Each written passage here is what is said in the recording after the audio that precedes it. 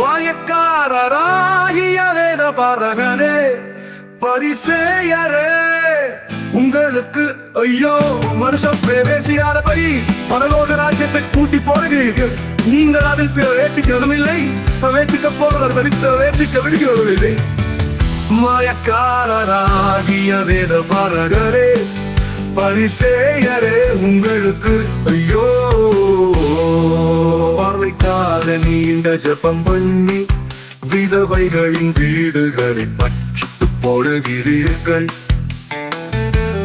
இது நிமித்தம் அதிக ஆத்மீய அடைவீர்கள். மாயக்காரராகிய வேத பாரகரே, பரிசேயரே, உங்களுக்கு ஐயோ! பார்வைக்காக நீண்ட ஜெபம் பண்ணி விதவைகளின் வீடுகளை பற்றித்து போடுகிறீர்கள். இது நிமித்தம் அதிக ஆட்சியை அடைவீர்கள். மாயக்காரராகிய வேத பாரகரே, பரிசேயரே, உங்களுக்கு ஐயோ!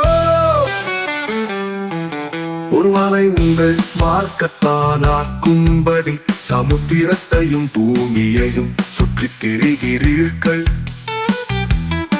அவன் உங்கள் மார்க்கத்தானான போது அவனை உங்களிலும் இரட்டிப்பாய் நரகத்தின் மகனாக்குகிறீர்கள். குருடரான வழிகாட்டிகளே, உங்களுக்கு ஐயோ! எவனாகிலும் தேவாலயத்தின் பேரில் சத்தியம் பண்ணினால் அதனால் ஒன்றுமில்லை என்றும், எவனாகிலும் தேவாலயத்தின் பொன்னின் பேரில் சத்தியம் பண்ணினால் அவன் கடனாளி என்றும் சொல்லுகிறீர்கள். மதிகேடரே, குருடரே, எது முக்கியம்? பொன்னோ, பொன்னை பரிசுத்தமாக்குகிற தேவாலயமோ? மேலும் எவனாகிலும் பலிபீடத்தின் பேரில் சத்தியம் பண்ணினால் அதனால் ஒன்றுமில்லை என்றும், எவனாகிலும் அதின் மேல் இருக்கிற காணிக்கையின் பேரில் சத்தியம் பண்ணினால் அவன் கடனாளி என்றும் சொல்லுகிறீர்கள். மதிகேடரே, குருடரே, எது முக்கியம்? காணிக்கையோ, காணிக்கையை பரிசுத்தமாக்குகிற பலிபீடமோ?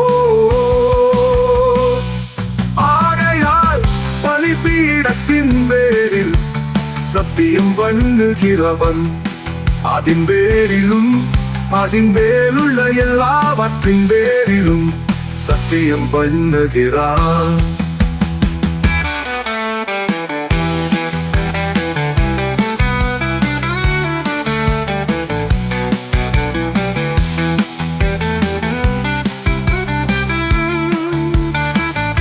தேவாலயத்தின் பேரில் சத்தியம் பண்ணுகிறவன் அதின் பேரிலும் அதில் வாசமாயிருக்கிறவர் பேரிலும் சத்தியம் பண்ணுகிறான். வானத்தின் பேரில் சத்தியம் பண்ணுகிறவன் தேவனுடைய சிங்காசனத்தின் பேரிலும் அதில் வீற்றிருக்கிறவர் பேரிலும் சத்தியம் பண்ணுகிறான்.